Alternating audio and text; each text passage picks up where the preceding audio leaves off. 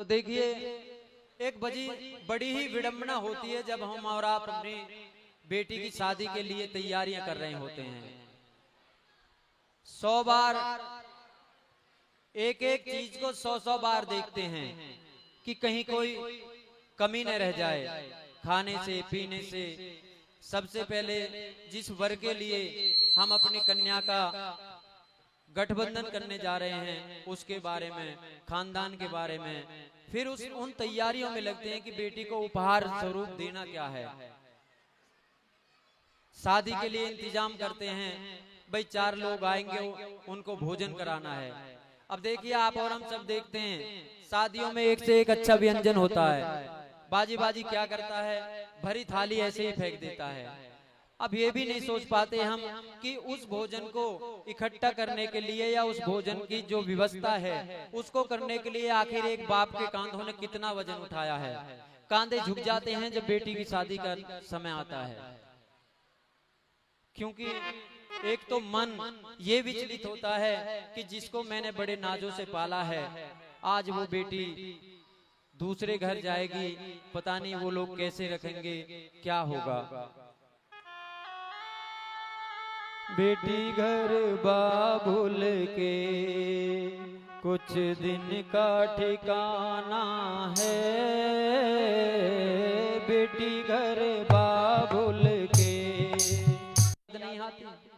देखिए बेटी का नसीब कैसा होता है, आवाज थोड़ा सा देखिए बेटी का नसीब कैसा होता है। पैदा हुई थी घर में मेरे मातम सछाया था। बेटी के पैदा होने पर बेटी का ऐसा देखिए, एक बेटी ही पत्नी बनती है और फिर पत्नी के बाद उसको माँ का दर्जा मिलता है और वो ही माँ सृष्टि को रचती है। और उसी बेटी के नसीब जन्म पर देखिए, पैदा हुई थी घर में मेरे मातम सछाया था। पापा तेरे खुश थे मुझे मम्मी ने बताया था। पापा फिर भी ये कह देता कोई बात नहीं है, क्या हो गया, बेटी तो है, कोई नहीं। लेकिन कई बार समाज में कुछ ऐसी कुरीतियां आ गई हैं कि अरे बेटी हुई है, पंडित जी चुंदड़ी दे दीजिए, रोक लीजिए। पैदा हुई थी घर में मेरे मातम सछाया था। पापा तेरे खुश थे मुझे मम्मी ने बताया था। ले के नाम प्यार जताते भी मुझे थे, आते थे कहीं से तो बुलाते थे मुझे। देखिए जब भी कोई बाप बाहर से आता है तो सबसे पहले आमतौर पर अपनी और जोर से अमित और जोर से, थोड़े से और जोर से बोलो।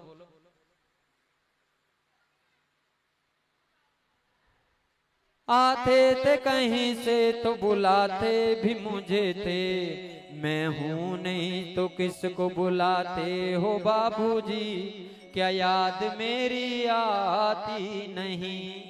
पापा बाबू क्या आज जब मैं घर में नहीं हूं अब आप किसको बुलाते हैं, क्या अब भी आपको मेरी याद आती है। एक बेटी और बाप का संवाद चल रहा है, क्या कह रही है, हर जिद मेरी पूरी हुई हर बात मानते, हर जिद मेरी पूरी हुई हर बात मानते। देखिए आमतौर पर लड़के को मना कर दिया जाता है, अगर बेटी कोई किसी सामान के लिए कह दे, चीज के लिए कह दे तो वो आ जाती है, क्योंकि सबे ये होता है। एक कहावत उसके जीवन में हमेशा रहती है कि पराये घर जाना है।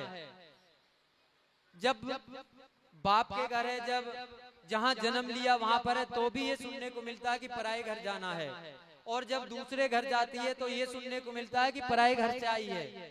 आखिर उसका मुकम्मल जहान है कहां, एक बेटी का, एक औरत का आखिर मुकम्मल जहान है कहां।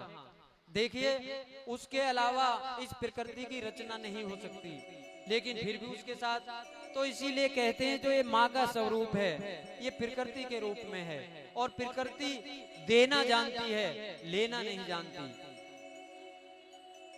हर जिद मेरी पूरी हुई, हर बात मानते। बेटी थी मगर बेटों से ज्यादा जानते। घर में कभी होली कभी दिवाली आई, सैंडल भी मेरी आई, मेरी फ्रॉक भी आई।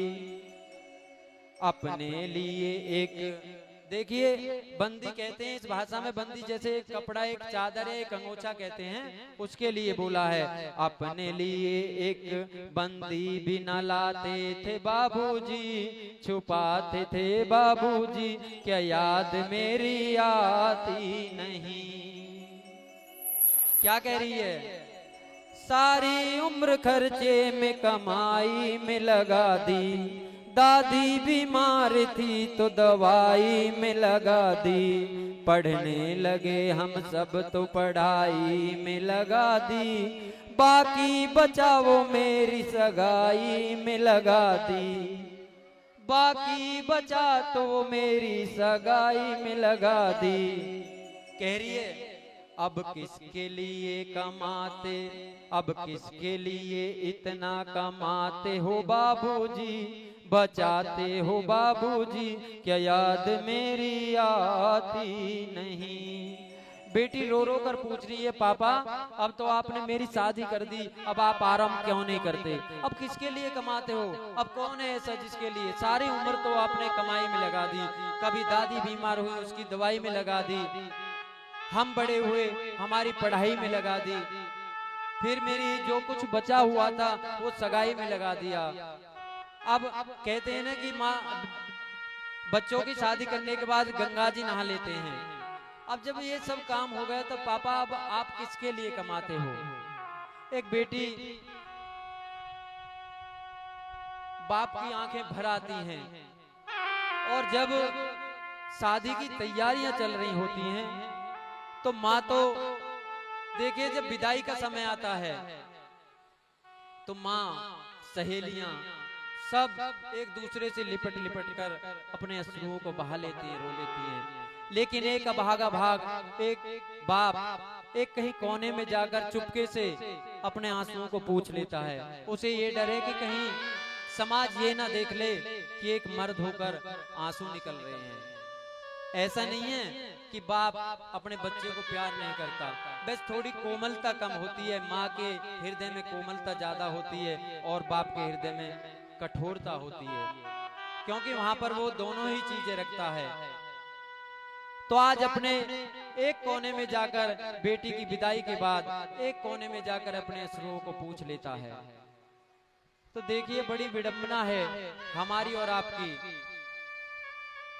घर में पैदा हुई, बड़ी करी, हर नारा नखरे जैसा भी उसका मांग है सारे उठाते चले जाते हैं, बड़े प्यार से पालते हैं।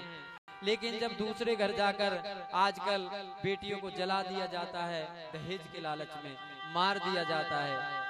उस बाप के जी से पूछे जिसने अपनी सारी उम्र लगा दी उस बेटी की शादी के खर्चे पूरा करने में, और आज 6 महीने भी नहीं हुए पता लगा कि बेटी पंखा पर एक फंदे से लटक गई है। क्या बीतती होगी उस बाप के, उस माँ के जी पर। अरे अगर ये ही दिन देखना था तो फिर बेटी पैदा क्यों? इसीलिए बेटी पैदा होने से इंसान डरता है। लेकिन जिसके खुद के बेटी होती है वो दूसरे की बेटी को जलाने में तनिक भी नहीं शर्माता। ऐसी बातें सोचकर बाप के हृदय के टुकड़े टुकड़े हो जाते हैं। तो आज ऐसे ही प्रसंग को देखने के लिए आज उधर माँ पार्वती की शादी की तैयारियां चल रही हैं। माँ मैना रोते हुए हर सामान को सजो रही हैं कि बेटी को ये दूंगी, बेटी को ये दूंगी, कहीं आगे चलकर कोई मेरी बेटी से ये ना कह दे कि तेरे बाप ने आखिर तेरे लिए दिया क्या है। देखिए इतने नाजों से जो हम अपनी बेटी को पालते हैं, आज सब कुछ देकर विदा कर रहे हैं, और अगले घर जाकर अगर उसको ये सुनने के लिए मिल जाए कि तेरे बाप ने क्या दिया है, तो सोचिए क्या बीतती होगी उस बेटी के मन पर। दहाड़े मारकर रोती है, बाबू पापा क्या आपने ऐसा ही घर देखा था मेरे लिए? आज वो लोग पूछते हैं कि तेरे बाप ने क्या दिया है। पापा क्या आपको पहले नहीं दिखाई देता था? आज वो बाप अपने सर को पकड़कर बैठ जाता है कि बेटा मैंने तो बड़े ही नाजों से तुझे पाला था। अरे मुझे क्या पता था तेरी किस्मत में ऐसा घर लिखा हुआ है। बाप के कलेजे के टुकड़े हो जाते हैं जब बेटी कहती है कि आज मुझसे वहां पर यह पूछा जाता है कि आखिर तेरे बाप ने दिया क्या है। क्यों पापा, एक बेटी का नसीब ऐसा क्यों है? जिस घर में जन्म लिया वो कहते हैं कि बेटी पराई है, और उस घर में गई तो कहते हैं कि पराये घर से आई है। तो यही मेरा भाग्य है, इसीलिए मुझे प्यार करते थे। नहीं पापा, मुझे ऐसा जीवन नहीं चाहिए, आप मुझे अपने साथ ले चलिए।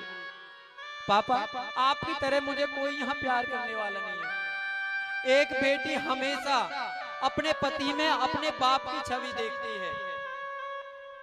एक बेटी हमेशा अपने पति में एक बाप की छवि देखती है, अपने बाप की छवि देखती है कि मुझको पति ऐसा मिले जैसे मेरा प्यार बाप मुझसे प्यार करता था, मेरा पति भी ऐसे ही प्यार करे। अगर कभी धमका भी दे, कभी डांट भी दे, तो कुछ देर बाद आकर सर पे हाथ फेर दे, मेरी लाडो कोई नहीं, जरा गुस्सा आ गया था। ऐसे ही अगर पति भी उसको प्यार से पुचकार दे कि थोड़ा गुस्सा आ गया था, कोई बात नहीं, तो सारी दुख की घड़ी बीत जाती है। लेकिन जब उसको ताने सुनने होते हैं और बाप जाता है मिलने के लिए और बाप के पास आती है, देखिए जब एक बाप मृत्यु की सैया पर रहता है, बाप की मृत्यु हो चुकी है, तो जितनी वहां पर पब्लिक है सबको एकदम पता लग जाता है जब बेटी चिंगाड़ मार कर रोती है कि बाबुल आज मेरा इस घर में कौन है आपके सिवा। क्योंकि जब तक माँ बाप है जब तक ही पियर पियर होता है। बेटी के लिए जब तक माँ बाप जिंदा है तब तक ही पियर होता है, वरना रिश्ते तो निभाने होते हैं।